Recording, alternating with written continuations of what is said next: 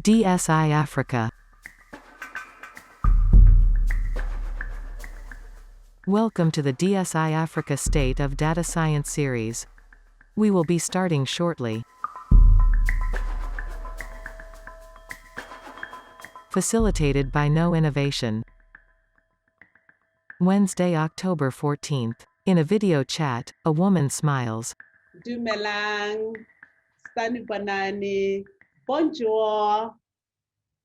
It's wonderful this morning and this afternoon for some of you to host this webinar. Welcome to the State of Data Science in Africa series, which is presented by the National Institutes of Health Common Fund.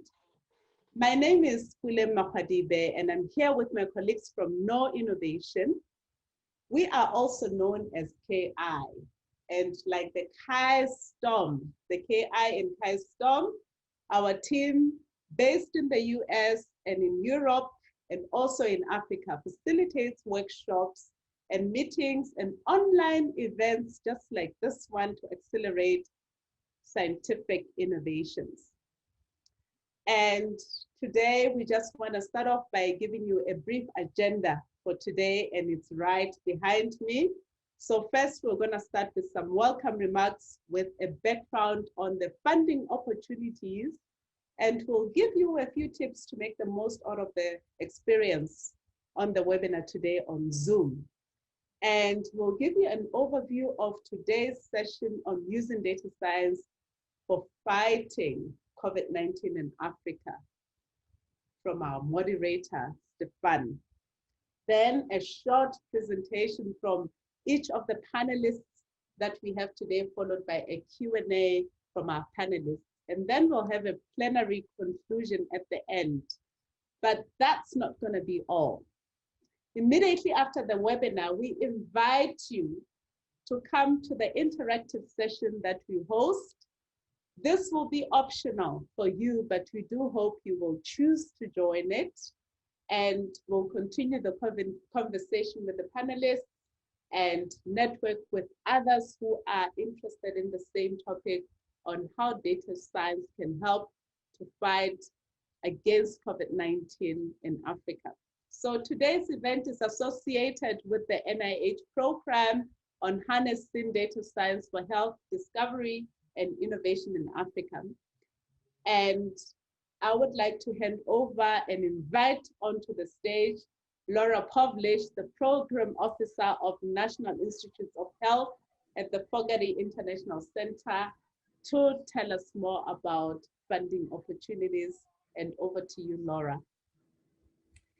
Thanks, Pulang. Just as a reminder, and for anyone who's new to our symposium, today's event is associated with a new NIH Common Fund program on harnessing data science for health discovery and innovation in Africa, or DSI Africa for short. There are 4 different funding opportunities currently open for applications, and can learn more about these at bit.ly/NIH-DSI Africa. Applications are due starting in late November, and we encourage you to visit the KaiStorm platform to learn more about applying to NIH grants. Application receipt dates are November 24th to December 8th. Additionally, the contact information is listed on KaiStorm and in each funding opportunity for each of the appropriate NIH scientific contact, and we encourage you to reach out to us with any questions. I'll hand it back over to Pulang to set up the rest of today's session. Thanks. Fantastic. Thank you so much, Laura. And if you do hear something interesting and you want to use social media to reach out to the masses who are interested in the same topic, please do use the 3 hashtags on the screen. And those hashtags are hashtag DSI Africa and hashtag NIH Africa Data and hashtag No Innovation. So please remember those 3 hashtags as you go through 2 hours of this session with us today. And before I hand over to our panelists and our wonderful moderator for today, I have a few things that I want to share with you. So yes, we are recording the session today, and we'll post the video on KaiStorm, which is the platform that you've used to get here.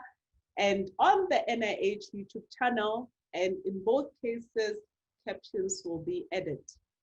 But if you have a technical challenge today, you can always scroll down to the custom menu, and we have a little page there that says needs help, and we'll be there to sort it out immediately. During the program, we hope you'll add questions for the panelists during the session, and please add those questions by clicking on the Q&A button, the speech clouds on the bottom of your screen. And if you see a question that you think is a good one, you can let us know by upvoting it. We are certainly a very large group today. I see we have over 67 people on the call, and we would like to see, even though there'll be numerous questions, we'll do our best to answer the questions, as many questions as we can get to today.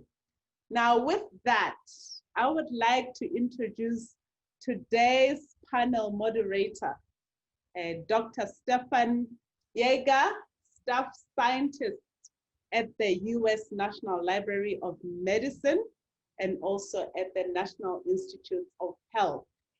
So I hand over to Stefan, Dr. Stefan, who is going to introduce the panelists and tell us more about today. Stefan, over to you. Thanks for the introduction, Frank. And it's nice to be here today for this very interesting webinar. You see here, the title of the webinar is Using Data Science to Fight COVID-19. We will have 5 talks today that highlight how data science can help in the fight against COVID-19 and the methods being used, giving practical examples. I will be the moderator, introducing the speakers, and I will share my duties with Cecile Viboud. She is from Fogarty International Center, and she will also at the end lead the question and answers, which will be at the end of the webinar. I am a staff scientist at the National Library of Medicine. At the NLM, we are working on machine learning and biomedical image processing, and we have actually worked on COVID-19 to detect it in radiographs like X-rays and CTs. And also we have history in detecting malaria and other infectious diseases like TB. So the topics for today are several. We will look into disease surveillance, measuring disease burdens, generating dashboards, text mining, data interoperability, and also publication tracking. Also, the NLM has actually a webpage, especially for COVID-19 publications, where you can find the latest ones. And but much work has been done on this too. And at the end, we will have 3 breakout sessions with different topics on direct, indirect impacts of COVID-19, and also on the methods and data science being used to fight the disease. This is the latest map of the World Health Organization regarding COVID-19. Africa is actually doing remarkably well compared to other countries like Europe or the United States. Actually, South Africa has 50% of the infections in Africa, and some northern African countries as well. But the rest of Africa actually is doing remarkably well. And maybe we can discuss at the end why this is actually the case, or data science can help find why this is so. And Africa can, for once, be an inspiration for us, right? And because it's leading now in this.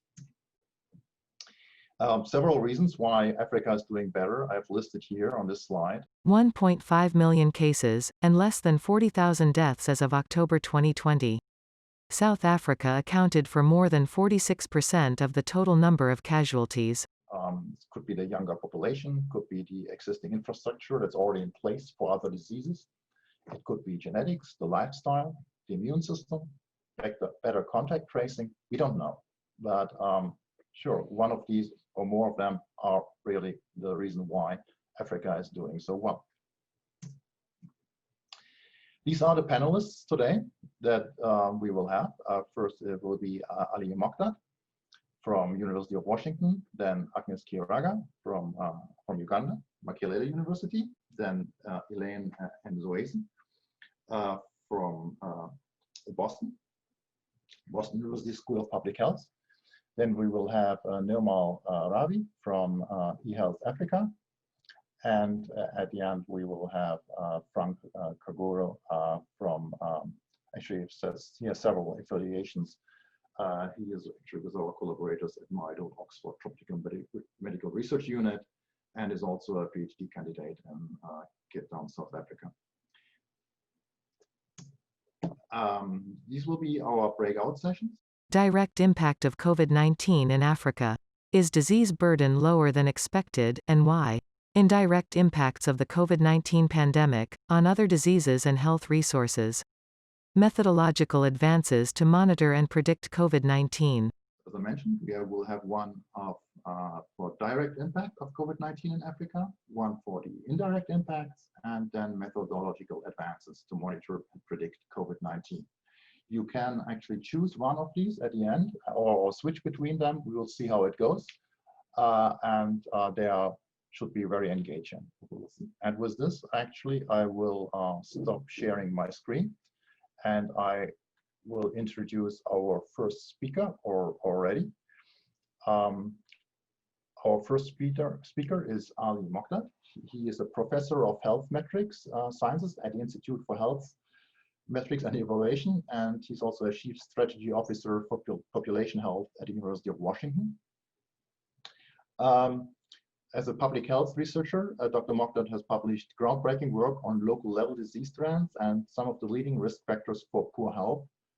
And his work on obesity is among the most highly cited in the field. As a director of Middle Eastern initiatives, Dr. Mokdad builds presence in the Middle East through new research projects, dissemination and uptake of methods and results, and consultations with regional leaders in population health. So with this, I actually leave the stage to Ali, and looking forward to your talk. Good morning, everybody, and thank you for the introduction. IHME COVID-19 projections for Africa, strategies to reduce the spread. I want to talk briefly about IHME model for COVID-19. COVID-19.healthdata.org/projections. I will introduce briefly the model, drivers of the model, projection for Africa, some limitation, and how countries can use these estimates. I am from the Institute for Health Metric and Evaluation.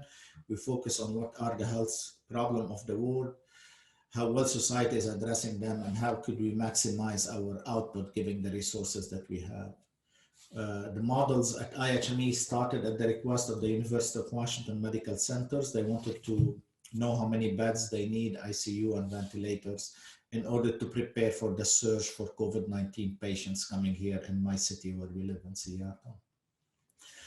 And we decided early on to follow mortality because of lack of testing early on, and still in many countries they're not doing enough testing. We felt that death is a more robust metric.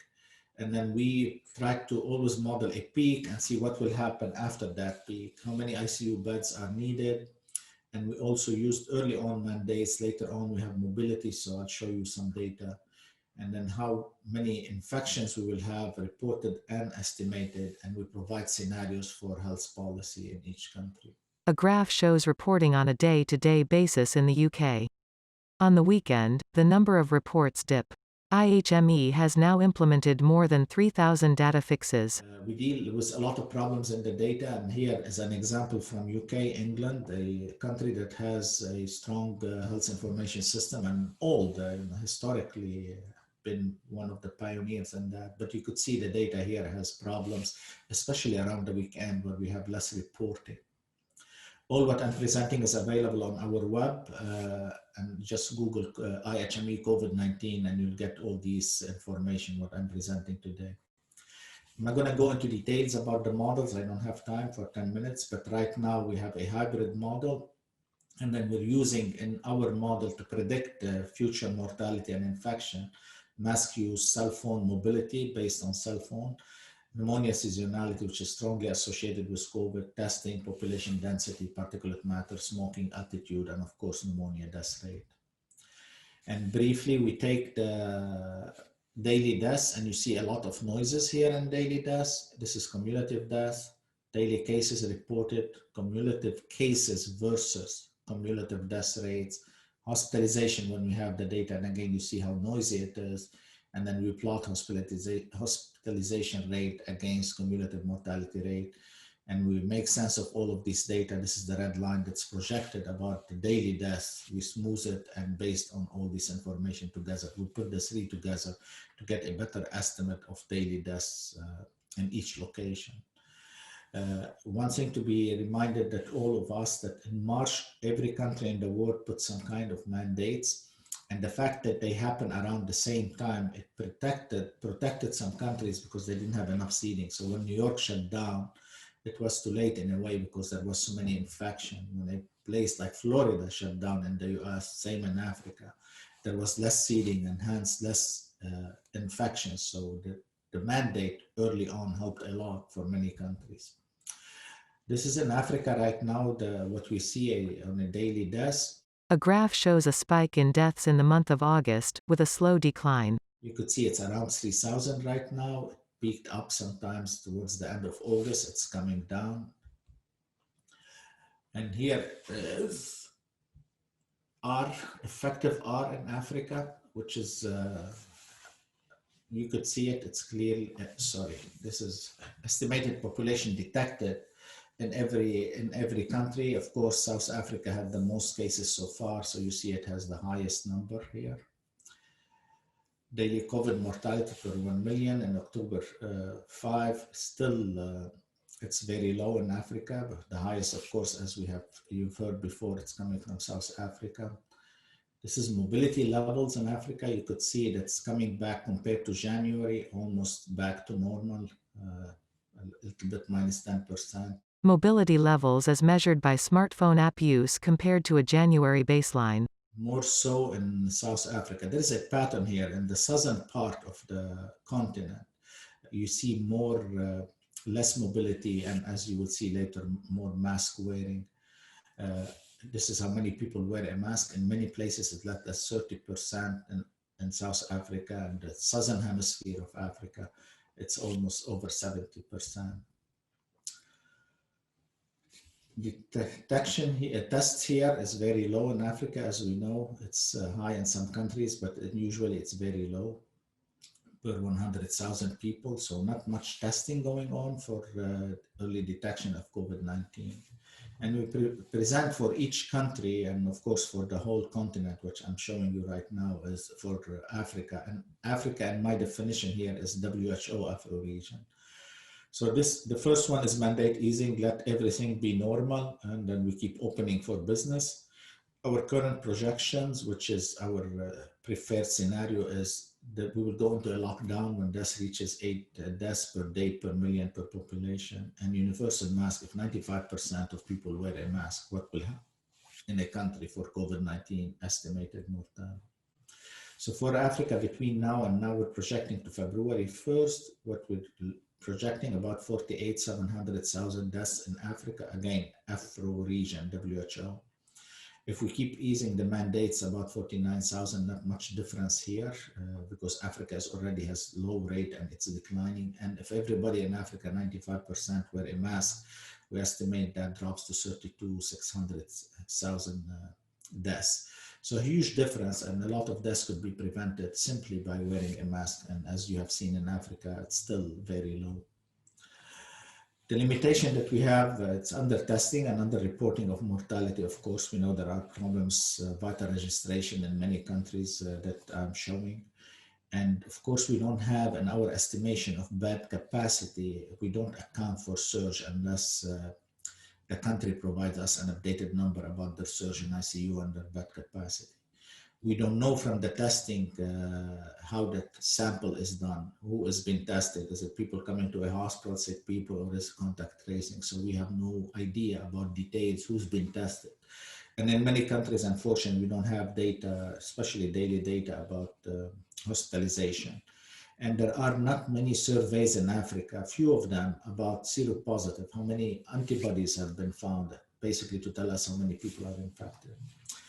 So in multiple locations, and including Africa, I'm showing you here Delhi and Pakistan, we have seen that the pandemic peaked and come down. Two-line graphs show simultaneous peaks in infections in both Delhi and Pakistan.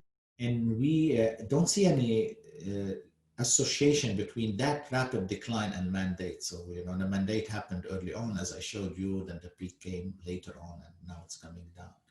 And this, Stefan provided a slide. So there's several explanations. I'm adding one here, role of super spreaders in any country that have been saturated and they're not anymore actively passing the virus to others.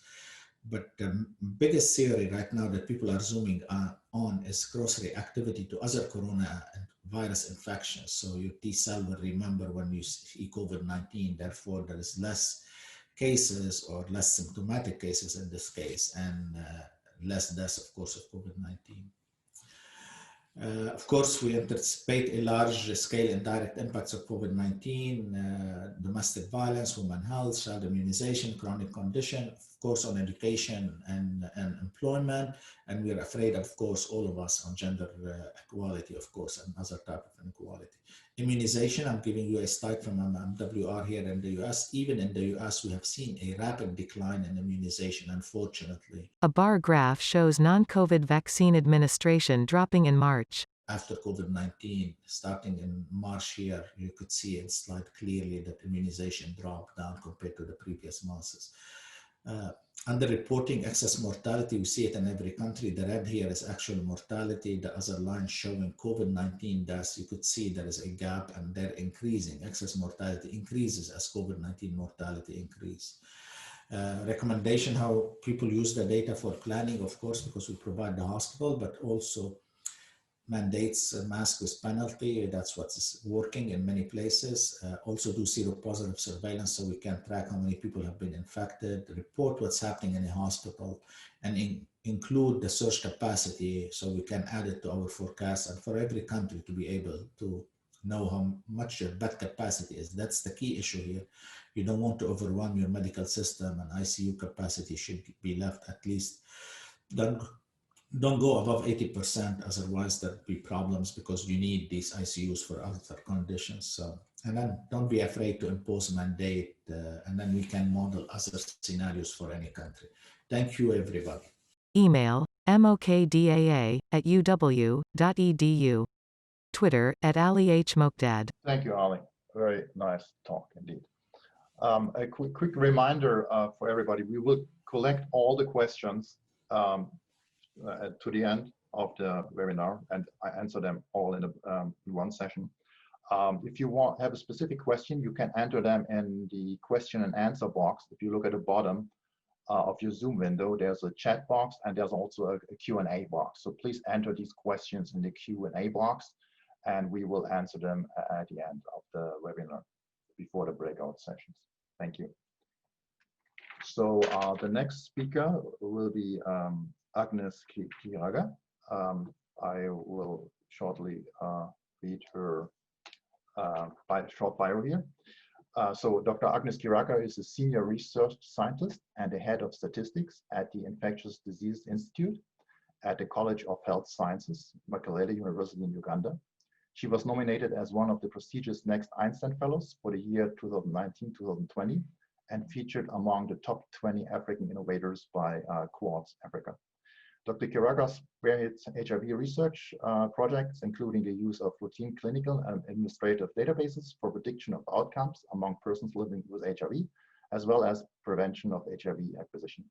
Her research involves the use of data science methods to address various health challenges in Africa by leveraging the resources at the NIH-funded African Center of Excellence in Bioinformatics and Data Science. Dr. Kiragga supports initiatives for increasing the participation of African women in science, technology, engineering, and mathematics, STEM. So, with these words, Dr. Kiragga, the stage is yours. We are looking forward to your presentation. Thank you, Stefan.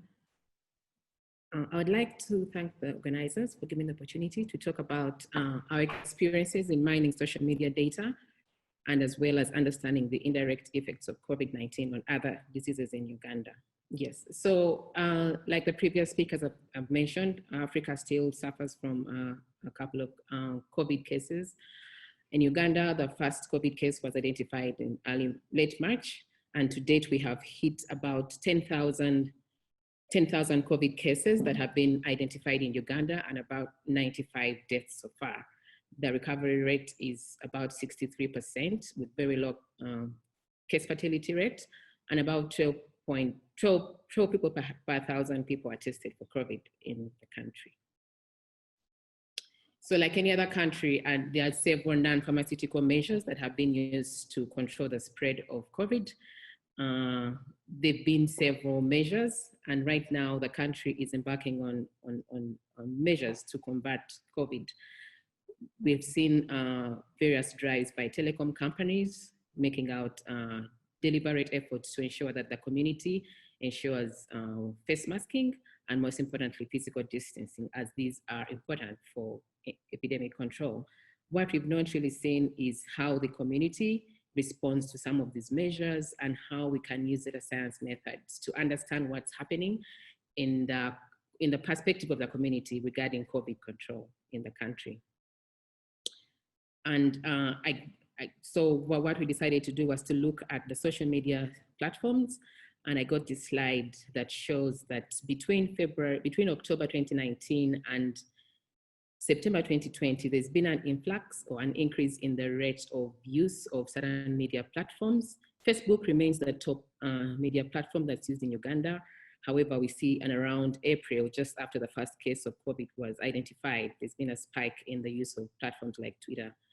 And we hoped to leverage this data to see what is happening in the context of the Ugandan community regarding COVID. Mining of social media data has been done elsewhere. And what we did was to leverage the natural languaging processes techniques to process Twitter information on COVID-19. We picked out tweets or conversations that were available between March 1st to date. And because the activity started quite late, we then went back and purchased historical data of Twitter between March and August 27th, and have continued to stream this data moving forward, with particularly looking at tweets that are geotagged to the coordinates around Uganda.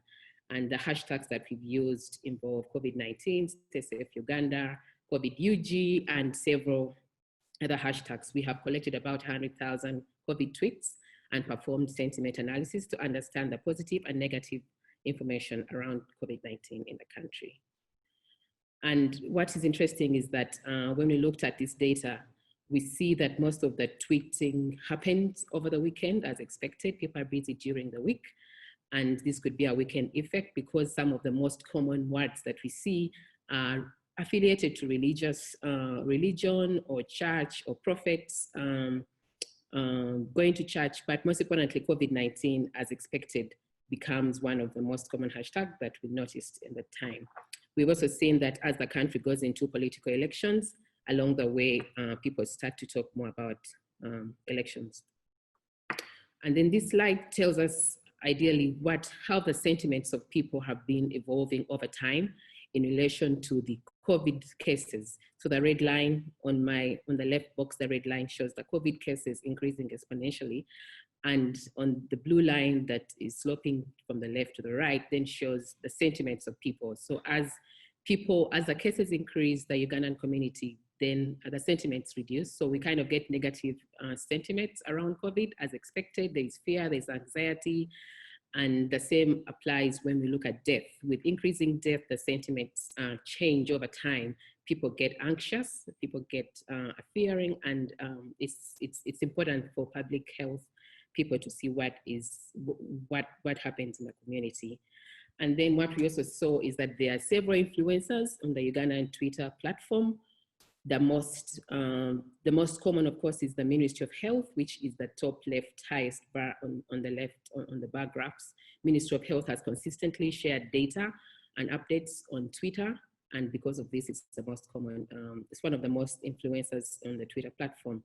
And then there've been several other influencers that are very known persons in the community. For example, the second person is a well-known Inspector General of Police, and who eventually got COVID. So just understanding his sentiments along the way when he was going through this COVID epidemic COVID disease is important. And we also see that with time, most of his sentiments centered around being trustful of the system. And if we have influencers like that, can be very influential in controlling, in informing community how to respond to COVID. And there's much more that we can do with this data, but for now I'll just stop here. But what is important to know is that mining of Twitter has a great potential to inform public health response to COVID. The community perspective using sentiments is very informative, as healthcare planners and the Ministry of Health in Uganda can then leverage these sentiments or influencers to then inform COVID control. Religious heads and people who are in the spiritual realm can then be used to promote non-pharmaceutical measures for controlling COVID. At a time when churches are being closed for long, it's important to know that we can then use some of these media platforms to inform the public. This data is, of course, has some biases because it's incomplete for the start. It's based on geolocations, which might miss out tweets in case the users do not have their location turned on. And because of this, there's ongoing work to increase the pipelines, and to improve the pipelines for streaming data, to improve its completeness. And again, we want to look at the COVID-19 myths in the Ugandan context and also look at other social media platforms. So I'll then move to the second part of the presentation, which then looks at what has been the situation of COVID-19 and HIV in Uganda. This work is from a recent publication where we predicted the impact of COVID-19 and the potential impact of the public health response on the disease burden in Uganda. That is published in the American Journal of Tropical Medicine. Please check it out if you get some time. So as a brief background, again, like the previous speakers have said, the African continent has experienced fewer COVID cases compared to what was earlier predicted. And compared to other regions and other continents, Africa has about 1.2 million. And again, there are much lower deaths, for example, compared to the US. And like, we think that they are, because of the previous existing infectious diseases and fragile health systems, we thought that the impact of COVID would be much worse. But what is important to know is that there's still limited data on the impact of COVID on other health diseases and looking at the burden of COVID in Africa. So to do this, we then pulled out data that was available at that time, and we leveraged the existing data sets of COVID cases, and most importantly, data on important indicators like the HIV reporting data.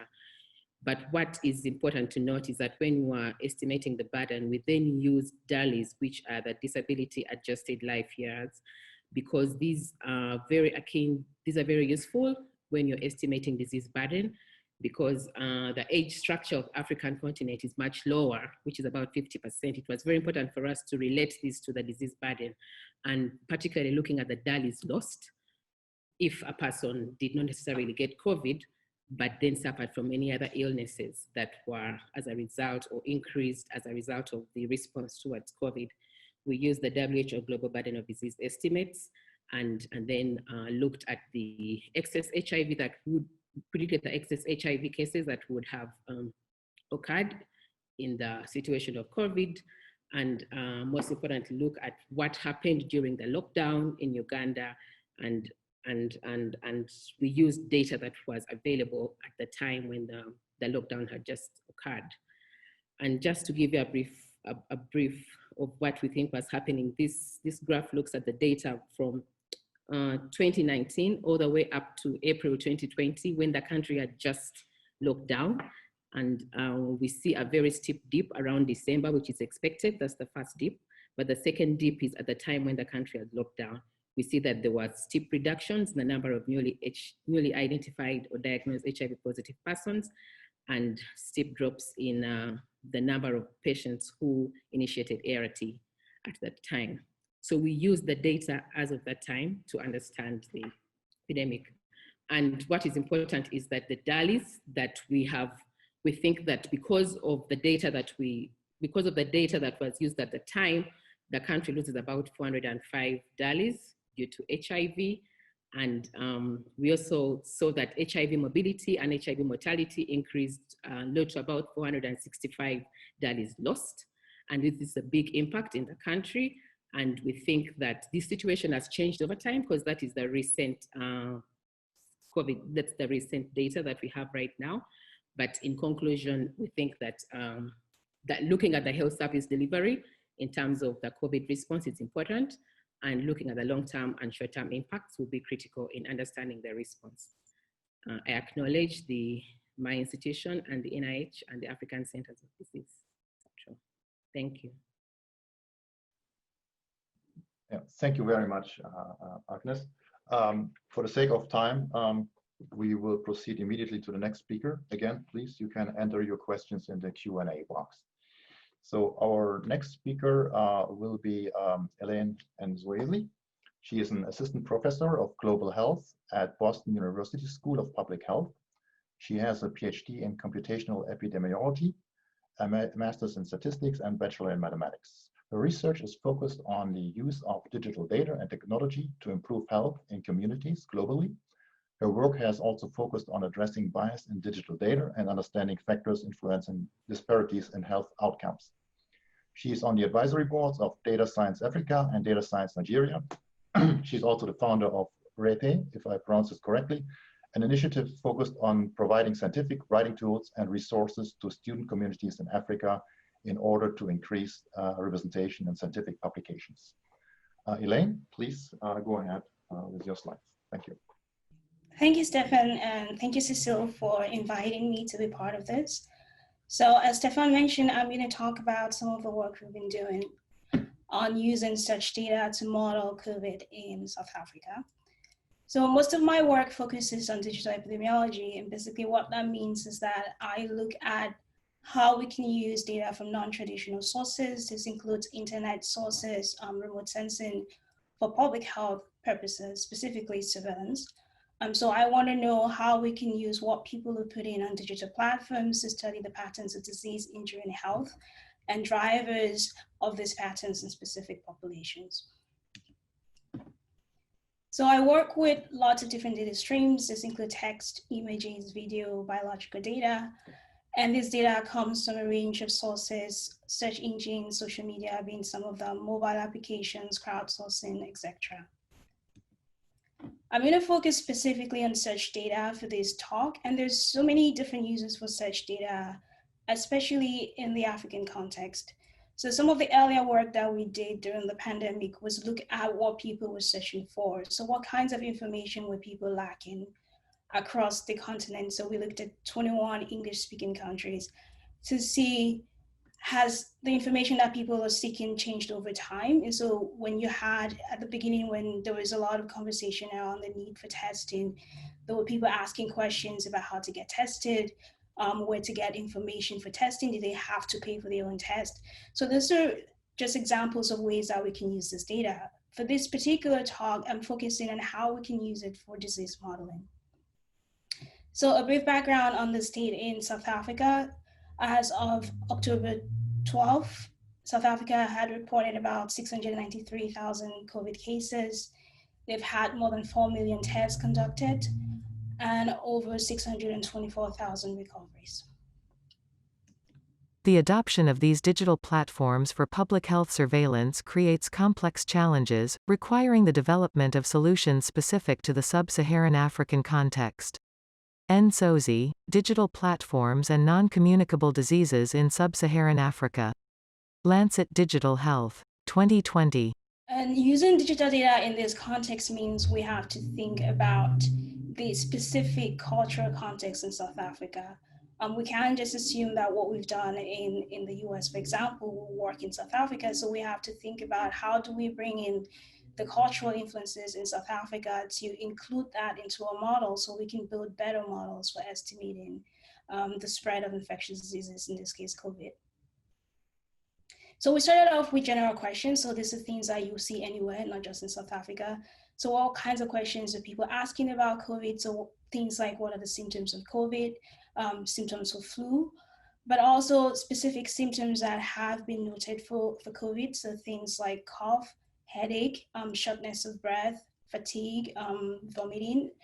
We looked at that data. And then we also looked at other ways in which people search for COVID. So coronavirus, Kagoro, how things like COVID-19 also specifically. And then home remedies, which I think this is where context really comes in. So we sourced these from colleagues in South Africa. So we asked them, what have people been talking about in terms of home treatments? And ginger tea is an example that kept coming up. Eucalyptus oil is another one.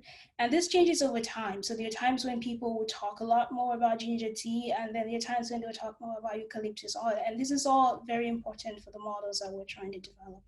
A chart shows the prevalence of specific search terms from province to province. When you look at the provinces, so there are 9 provinces in South Africa, there are very significant differences in the different provinces. So yeah, we have 2 provinces, and I'm going to present examples for these 2 provinces only, since we don't have time to go into all 9 provinces. And then on one side, you have all the terms, all the phrases that we looked at. So zinc is one that is very highly correlated with COVID trends. So you have the correlations on one side going from around negative 0.5 to over almost close to 1, so 0.9 in some cases. So you have zinc being very highly correlated. You have things like loss of smell being highly correlated with COVID cases. So those are searches for those terms. You have searches with COVID symptoms being consistently correlated across most of the provinces. And so because there's these very significant differences across the provinces, it was important for us to fit models for each of the provinces. When you look across the 9 provinces, there are search terms that keep popping up. So things like COVID symptoms, shortness of breath, eucalyptus oil repeated multiple times, zinc, loss of smell, runny nose. So these are terms that seem to be highly correlated with COVID trends. So these are things that people are searching for over time. We used the LASSO model. LASSO is least absolute shrinkage and selection operator. 2 mathematical formulas are shown. So our interest is doing very simple regression. And so yeah, our YT represents COVID cases. XIT represents Google searches. So we have multiple search terms, and we only want the ones that are most significant. So our model in this case is doing 2 things. One, it's allowing us to select the most significant terms, and then it's also allowing us to fit a regression model with multiple variables. So the terms that are not significant in the model basically have coefficients that are 0, and they basically get dropped out of the models. So this again is the first province that I showed you before, and results were significantly different across the different provinces, as you see for the 2 examples that I'm showing you. Results varied across 9 provinces.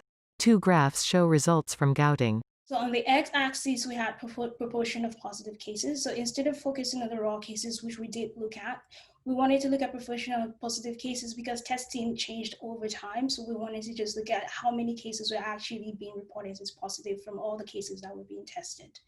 And then we have our model estimates on the y-axis. And then you have our confidence intervals around our estimates. You can see that a lot of the points that we're estimating do fall within our confidence range. And then on the right side, you have 2 lines. So one is the model and the other is the cases. And you can, so the long black line that you see that indicates where we stop the model fit. So we fit the model using data from when we had the initial case reported in South Africa up to that time point where you have the black line. And then right after that, we start doing 1 step ahead predictions. One thing that I think is interesting to note is that a model peak happens before the cases. And one possible reason for this could be that people were seeing symptoms and searching for that information online, but then they don't get tested until later. Graphs show results from Mpumalanga. So this is the other province. You can compare the 2. Again, on one side, we have model estimates and proportion of positive cases and confidence intervals around those estimates. On the other side, we have the trends over time. So we have the model and we have the cases. You can see this is actually very different in terms of predictions after the model has been fitted. Also, we don't really see that delay in the peak. So it's not very consistent from province to province, which is why we'll feed in different models for different provinces. And for some provinces, we have very good fit in terms of if you look at how the model tracks the cases, while in other provinces, that's not the case, especially when we start predicting. So these are things that we're investigating a bit further. So some of the reasons why you can see differences in provinces include things like internet access. So how many people actually have access to Google, how many people have the time to spend looking for things online. Demographics could also be a factor, and also COVID burden. So provinces where you have a high burden, people might be paying more attention than in provinces where you have a lower burden. Another thing that we're trying to do is do a real-time assessment of the models that we've developed so that we can have better models for each of the provinces, and also just see how useful this data is in South Africa and other countries in Africa. I want to acknowledge all the contributors in this project, especially Brooke Nichols, who's in this project and doing amazing work supporting COVID response in South Africa. So thank you all for listening. Email onelaine@bu.edu. Thank you very much, Elaine. Fantastic talk. Again, for the audience, please, if you have questions, use the Q&A box at the bottom of your Zoom window. We proceed now right away to the next speaker, Dr. Nirmal Ravi. Dr. Ravi has a background in biomedical engineering and primary care. Dr. Ravi started his professional career as a biomedical engineer, designing wireless ECG monitoring systems for resource-poor settings. He went on to do a Ph.D. in tissue engineering and MD from the University of Kentucky. He has lived in several African countries over the past 13 years, working on several diseases. Dr. Ravi joined eHealth Africa in 2016, where he is currently the Director for Medical and Scientific Affairs and the Chief Innovation Officer for their clinics. He leads a portfolio that includes laboratory diagnostics, electronic health records, clinical research, technology, adoption, and community health program. Okay, with this, please, Ravi, go ahead with your talk. eHealth Africa COVID-19 response. Thank you, Stefan, for the kind introduction, and thanks NIH for giving us the opportunity to present. So I will talk about our response to COVID-19 in Nigeria. eHealth Africa is a nonprofit that has been working in Nigeria for the past 10 years. And then the last 2 years, we have also started delivering direct healthcare through a subsidiary called EHA Clinics. So I will talk about the different products and services that eHealth Africa is offering to assist the Nigeria CDC in monitoring and responding to the COVID-19 outbreak. These are some of the services that I will touch on. We have a logistics management product that Nigeria CDC is using to track commodities for the response. We have developed an automated symptom screening tool. We're assisting in interoperability of lab testing data through a lab information management system. And finally, we are assisting in sample collection as well as PCR testing for COVID-19. So I will start with the data and logistics support that we provide. The first tool that I will demonstrate is an interactive voice response system for symptom screening. This is an automated screening for quarantined individuals, which is especially useful currently in Nigeria as the country opens up to international passengers. So the mandate is that every passenger that's coming from abroad to Nigeria, and a lot of them are Nigerians that are living abroad coming back home, would need a negative PCR test to board a flight. But after arriving in Nigeria between 7 and 14 days, they need a negative, they need a PCR test results. And between those 14 days, they need daily follow-up as part of quarantine.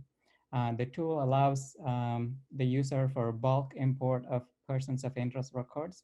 So just from the flight manifest, the tool can import in passenger data and then can automatically follow up. The good thing is, or the advantage is, it replaces the manual process, which you can imagine can be very time intensive, following up on thousands of passengers, hundreds of them every day, would be a manual intensive process because the vast majority of them would be asymptomatic. So what the tool allows you is to focus human resource just on persons who need additional attention because they screen positive on the symptoms. There's a dashboard that allows an overview of the statistics as well as any real-time alert that can go to surveillance officers. The system is interoperable with the National Digital Surveillance Tool, which is SORMAS. Alerts can be sent from the symptom screening tool directly to SORMAS, which can then be followed up with surveillance or by surveillance officers. The system can be easily modified for any workflow, and the responses and questions can be recorded in any language. We use an off-the-shelf tool to develop this particular screening tool, so it's customizable to the user needs. I will demonstrate the tool here. He clicks on an image of a smartphone. The phone receives a call. He accepts. Hello, this is an automated call from the COVID-19 response team at the Nigerian Center for Disease Control. We are following up on your health status. I will be asking a few questions and it is important to respond. Please verify that this is you. Douglas Moran. If this is you, press 1 for yes, 2 for no, He presses 1. or 3 if this is a wrong number. This is day 8 of 14. Do you have a fever? Press 1 for yes and 2 for no. He presses 2. Do you have a cough? Press. So that gives you an idea of how the tool works. Any person who answers positive for one of the screening questions is then tagged and would be visible on the dashboard as you see on the screen. So this gives you an overview every day, how many people have been called, how many are responding, how many dropped calls, how many failed calls, and then how many people will need follow-up. So far, the system has made about 69,000 calls for about 10,000 arrivals, out of which about 1,500 people screened positive on the questionnaire. On the dashboard, you can also see on a daily basis how many patients are screening positive on the calls, and these can then be passed on to surveillance officers for follow-up. The next tool that I will demonstrate or briefly talk about is the commodity tracking tool called LOMIS. That's Logistics Management and Information System. For a large response like COVID, you can imagine there are millions of items that are test commodities, personal protective equipment that are coming in at a federal level and then are distributed to the states. Currently, the tracking for this is manual, with reports being generated manually and sent to the central monitoring station. We have provided an automated system again that keeps track of inventory, real-time stock levels, utilizations, and expirations. So things that are first in or first out to prevent expiration of items on hold. We have recorded about 1.6 million items so far with this tracking system. Again, this has a dashboard that shows you how many items are received for each of the different categories, how many are outgoing, and how much stock is being held. Total incoming commodities, over 950,000. Total outgoing, over 460,000. Total balance, over 488,000. I will now move on to the actual sample collection as well as testing that is done by EHA clinics in 2 locations in Nigeria. These are our sample collection and lab. From our test data, we have tested about 12,000 samples. The data on screen shows only about 8,000 samples. To put this in context, Nigeria so far has tested about 500,000 samples in comparison with South Africa that previously One of our presenters showed about 4.4 million, so much lower testing rate. The test positivity rate is about 10%, about 60,000 of those 500,000 samples have tested positive so far. And this is just Nigeria aggregate data. The data that I'm presenting only applies to two states or federal capital territories, so Kano and Abuja. As you can see from our data, about 8,000 samples tested, we only have seen a test positive rate of about 3%.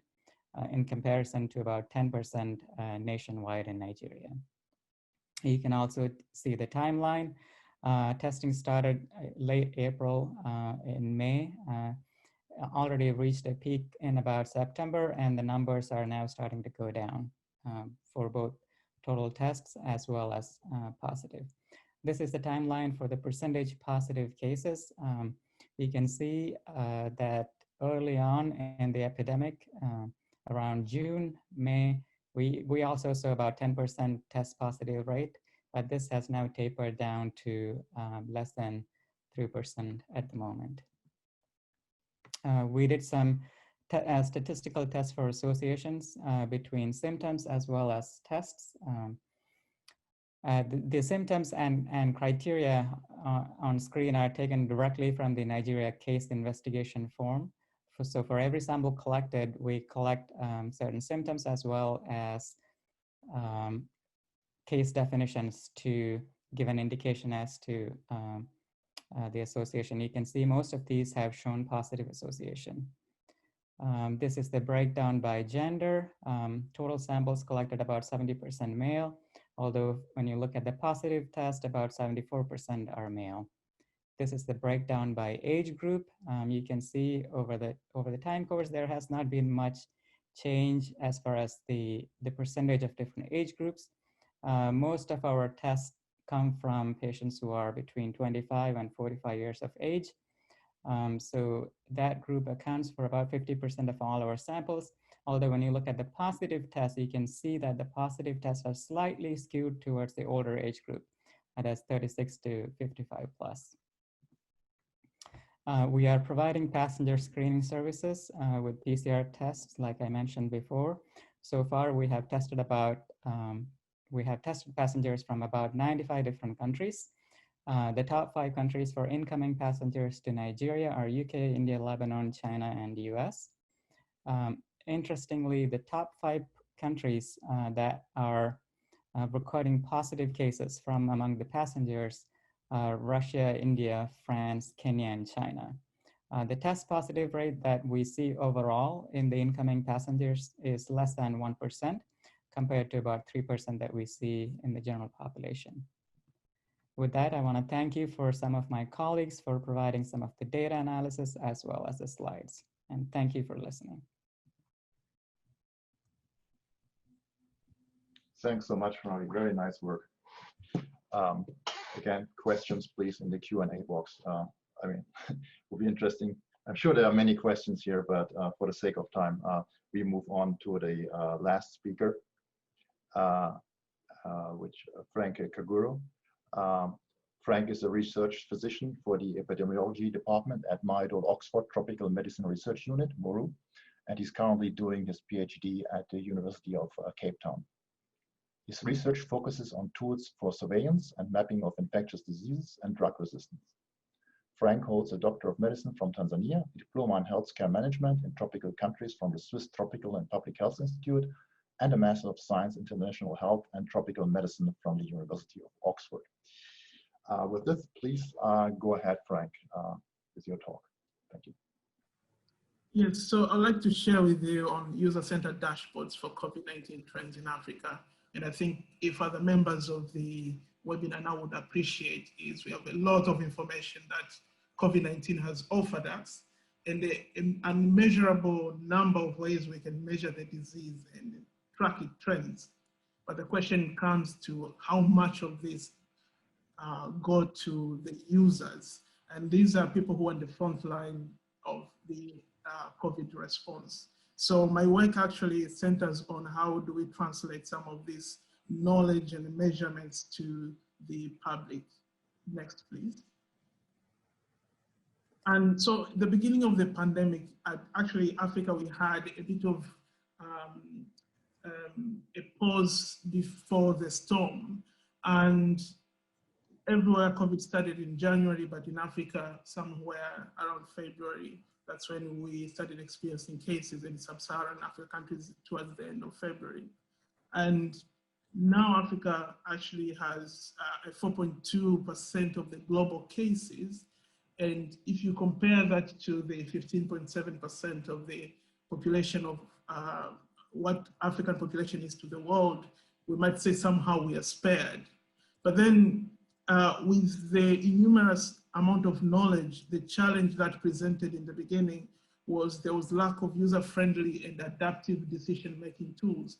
So we did a study which was more qualitative to speak to the frontline health workers and what they would like to have so that they can be able to respond to COVID-19. Next. So we decided to create up-to-date user-friendly COVID-19 visualizations, and this was just to support these responding teams. Next. So one is what we called it COVID-Dash, and what COVID-Dash does is the aim is to develop and share adaptive and interface that shows the burden of COVID-19 in Africa. We can appreciate now there's a lot of dashboards that have been put forward, with the Johns Hopkins dashboard leading the way, WHO and the other organizations. However, in the beginning of the outbreak, most of the dashboards focused on showing the burden at scientific level, and a few of people who are in the front line of response. So here we are talking about, if we are talking about surveillance officers, these are people who have basic education, who go to look for COVID-19 cases for testing. Or if it's district teams, these are people who are trained to probably second high school level or bachelors who don't have understanding of modeling. So the aim was to simplify so that we can increase understanding and also see the information that is being published. So on the right side of the slides, you will see that is the framework that we try to implement. And below are the visualization that show of how this dashboard and the final product looks like. Next. And if you can help me to play. A video plays of COVID-Dash. On a dashboard, 3 number values for cases, deaths, and recoveries update in real time. So this is COVID-Dash. What COVID-Dash is, it's a mobile-friendly platform, and it will show you where Africa World publications, burden, how the burden looks like. It will give you summaries, plots, tables, and maps. It will give you cases of different places in Africa, top 10 cases and deaths. It will give you epi curves for different countries and select inputs where you can choose whether you want to see the whole of Africa or only just countries. It will also show you a table of different countries and where they fall with different case fatality rates. It also gives you a map where you can zoom in, show you cases, deaths, and you can weigh them according by population to see where where we are most affected by COVID. And you'll see South Africa, Egypt, and Algeria, which is so far currently show most of the cases.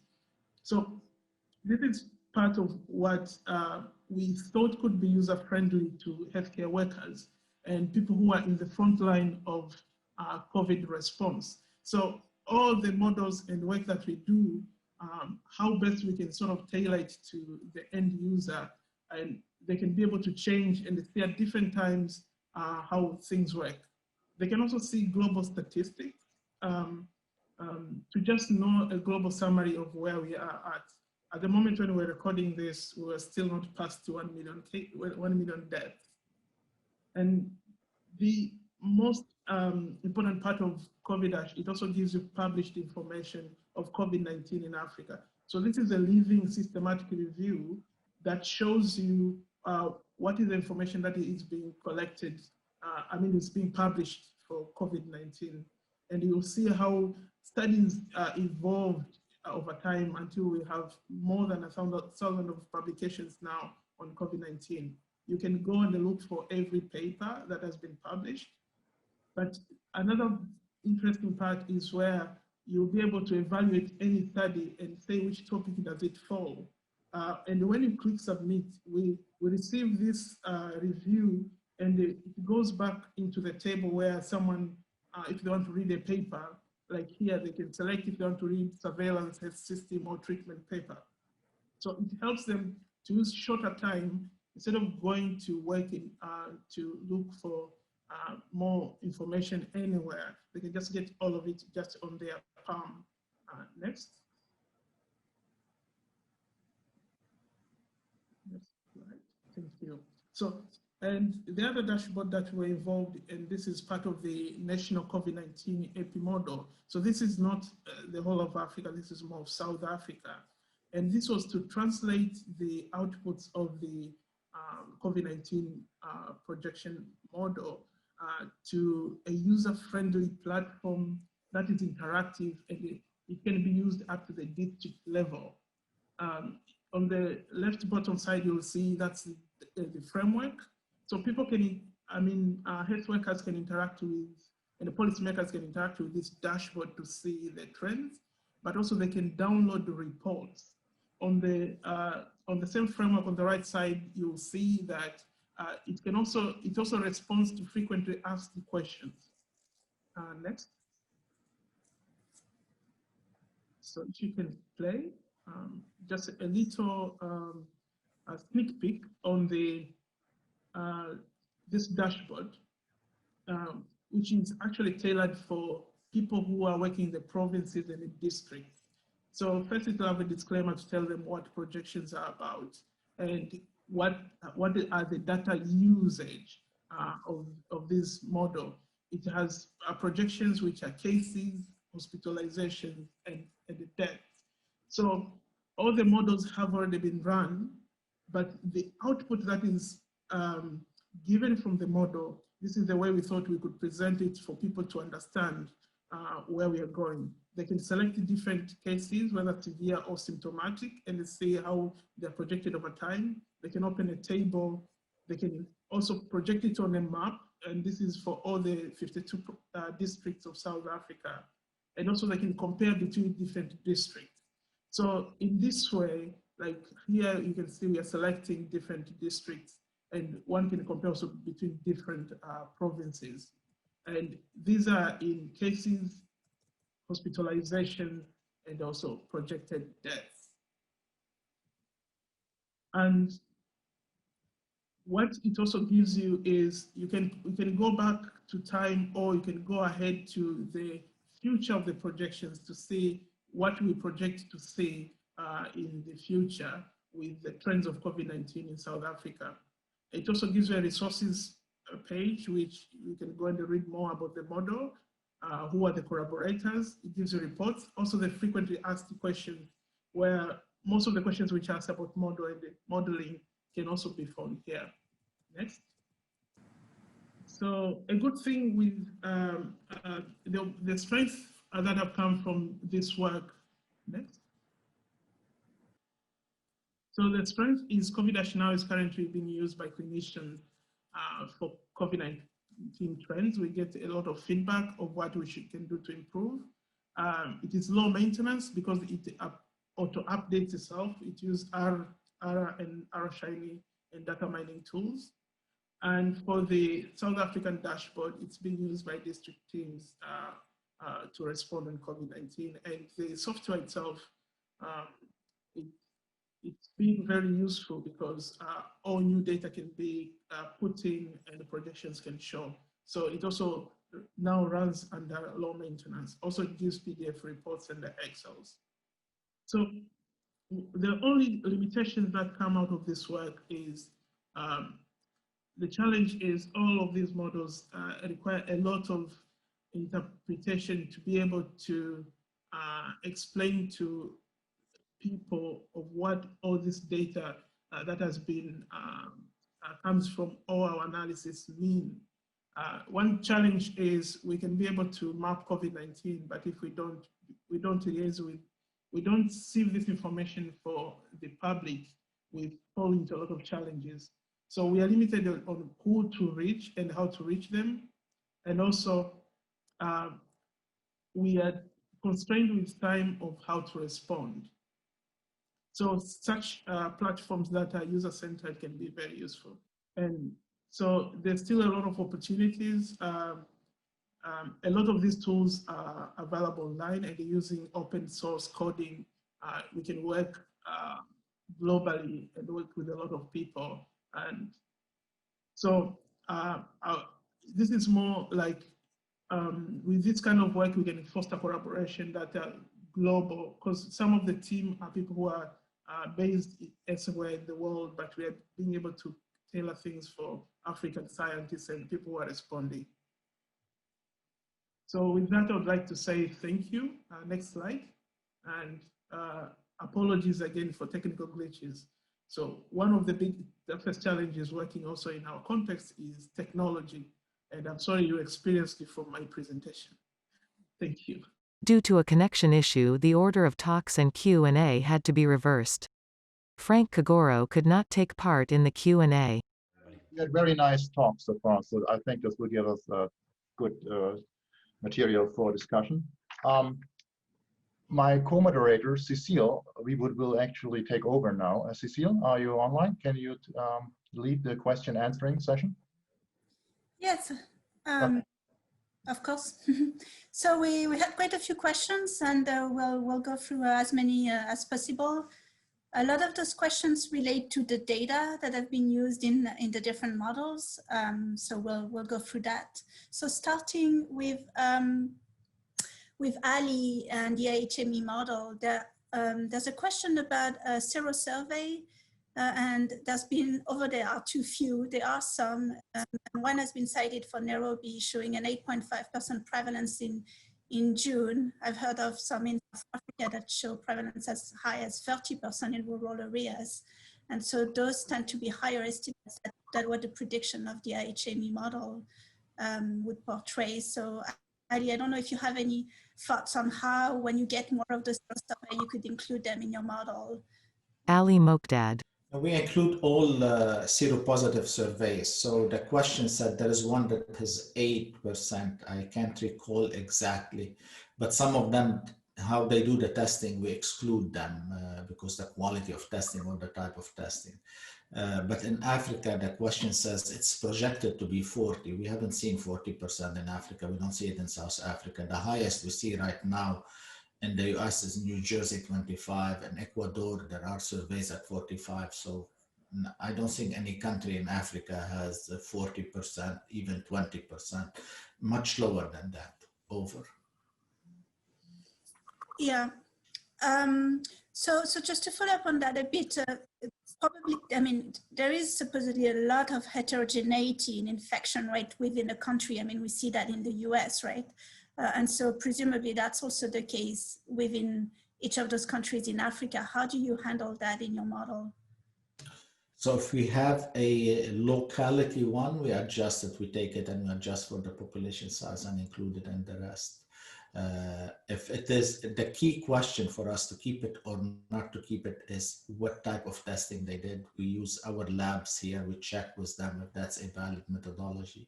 So there are surveys in the United States and California that we didn't include, for example. Great. Okay, more questions for you. So you have interesting data on mask wearing in your model. How is that measured? So mask wearing and mobility is done by Google surveys, and they have about 1 million every week in every country in the world except like North Korea and a couple of places. But for Africa, which is a very good point to keep in mind, that that's an overestimate of mask in reality, because the more affluent are more likely to be on these smartphones. And mobility is, of course, underestimated because the more affluent are more likely to respond and they're more likely to stay at home. But the source is Google, and 1 million every week. Yeah, I mean, would you be thinking about potentially doing more representative survey just to try to titrate the Google data? Not IHME doesn't do that, but IHME takes surveys that have been done in other locations and calibrate. So we have switched, for example, in the United States to another source because all the other surveys independently, random surveys were showing the numbers are different. So we switched to that. We keep an eye on other surveys when they're available at the national level. We'd like to use Google, but we adjust the estimates if that's available. Yeah. So more general question about data in Africa and how that collected. So we understand that you're not generating data yourself, you're collecting everything that's available, but rephrase that question a little bit. Can you point at really key data gaps in some countries or types of data, and then maybe alert the community that your estimates are perhaps not as viable in those places with less data? It's very good question. Yes, the quality of data varies from location, and in certain, I mean, to our surprise at IHME, that in places, for example, in Africa, some types of data is way better than everywhere else, depending what you're collecting and what you're doing. So yes, we have a lot of gaps in Africa in data and vital registration and testing and mortality reporting. We know there'll be excess mortality. We have no idea. We have few locations that we are very confident about in Africa. There is a lot to be done, but in one of the questions, and I'm diverting a little bit, but it's still within the same, that I don't believe that people said they don't believe the data in Africa. There is 2 points we need to keep in mind, epidemiologists. The number itself, what's the prevalence of people who are being tested, who are positive for COVID-19 in a country, and there is a trend for that. And then if the quality of data is bad, but it's done exactly the same way at every time, then the trend is more likely to be correct than that. So we need to keep that in mind. All trends in Africa are showing a decline. So I have no reason not to believe there is a decline going on in Africa. But yes, the number is an underestimate, of course, due to data quality and gaps in data over. Great, so we'll let you rest for just a second and move on to questions for Agnes. So another question about data quality, I suppose, but can we really trust the Ugandan metrics on COVID cases and deaths? What is your opinion, Agnes? Yes, I like the previous speaker has mentioned, data is always data. The quality might be compromisable at some point, but in general, the epidemic shows that there's a decline in some countries or in the African continent. And I think that on the Ugandan side, the government has been very keen to increase testing. We've seen the tests per 1,000, increasing from 0.01 to about 12 per 1,000 right now. So I guess with the prevalence we're seeing and the metrics, I think that we believe the data, and with the decentralized testing and the ongoing quality control measures in the country to ensure that what is reported is correct.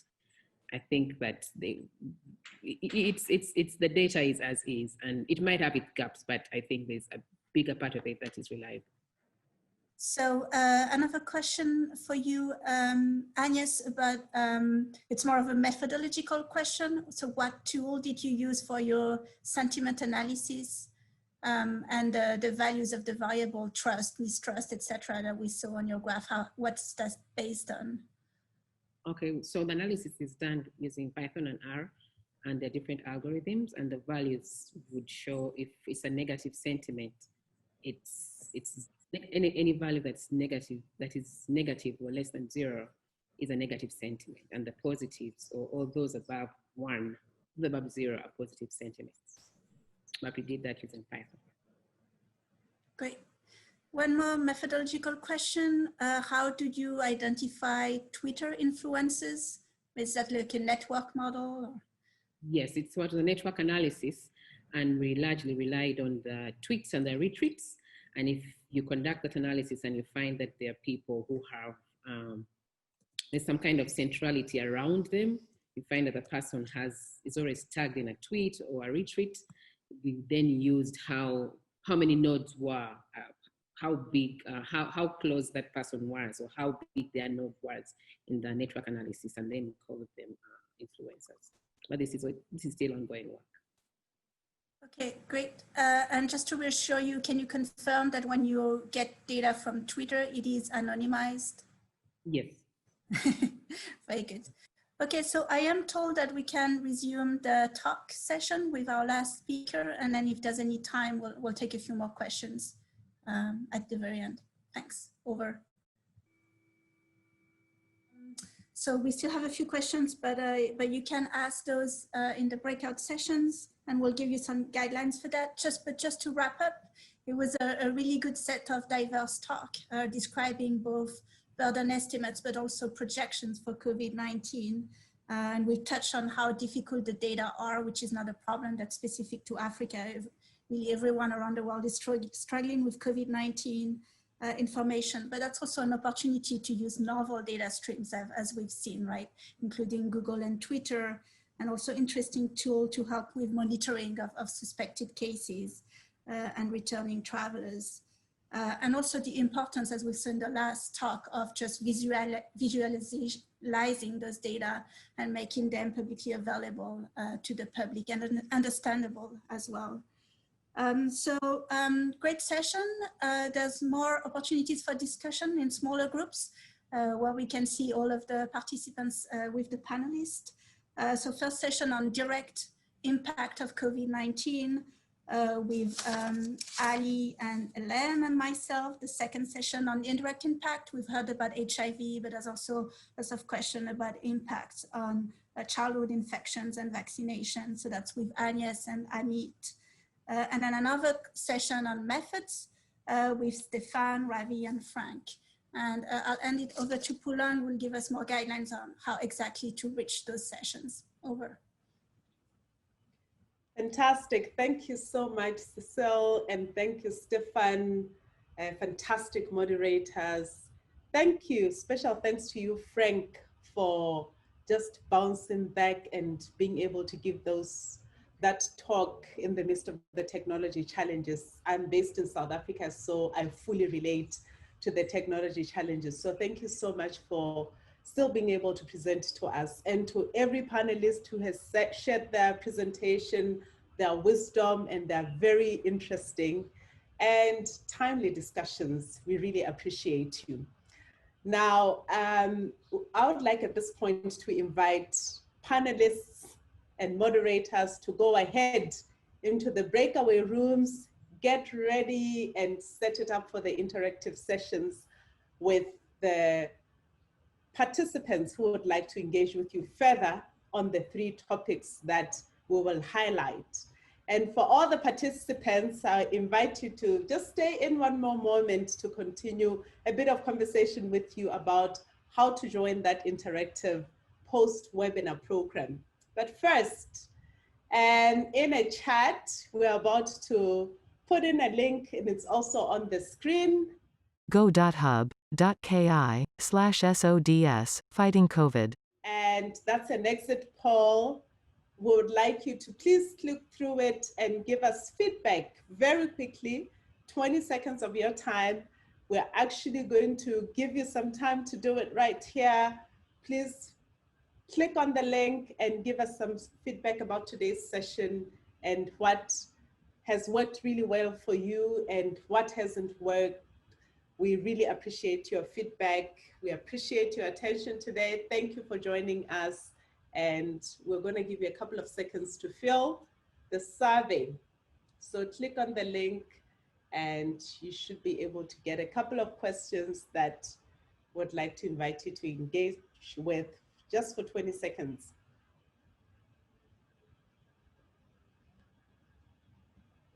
Great. So we do have another upcoming session in the next week. So please do check out the screen. We have placed the title of the upcoming session in this series. So the program is going to be on health metrics. That's also going to happen on the 21st of October on Wednesday. Wednesday, October 21st. Innovations in Health Metrics Sciences, measuring, mapping and monitoring morbidity and mortality at the regional, national and local levels in Africa. Please do come and visit us and spend time with us. Same time, same place, and go to Kirestorm and you will get the link to the webinar and the interactive session. Thank you so much. Now, are you eager on how to get into the interactive session, which is a really close interaction with the panelists today? All of those questions that we didn't manage to answer on the webinar, you can ask them directly to the panelists in an intimate setup where it's just the panelists and yourselves, and you can engage and you can direct the conversations however way you would like to. So in order to get there, the same link that you used to get here today is the same link that's going to lead you to the interactive session. So when you do leave this room and return to your browser, it would have refreshed with several virtual post-it notes on your screen that will appear on this page as you scroll down, and one for each of the the 3 breakaway sessions that we'll have. The 4th breakaway session will be just for the technical assistance. So each of the breakaway rooms has its own Zoom room. You will click and on join the Zoom to enter the interactive session, and that will last about 30 minutes. You might find yourself really interested in one topic and you can stay there for the whole time. Otherwise, you're welcome to visit the rest of the Zoom rooms by going to the same link. Remember that if you need help at all or get lost or get bumped out of a session or lose your way or just find the team help on the Kirestorm page button, and we'll give you the help that you need to get to the breakaway session. With that, I just want to say thank you to the moderators who have done a fantastic job today, and our panelists, and most of all to all of you for being with us until this far. We hope to see you again shortly in a few moments in those interactive sessions, and next week at the State of Data Science session on health metrics. Thank you so much. We'll see you in the breakaway rooms. Thank you. Thank you for participating in this DSI Africa State of Data Science session. Visit Kirestorm for upcoming sessions.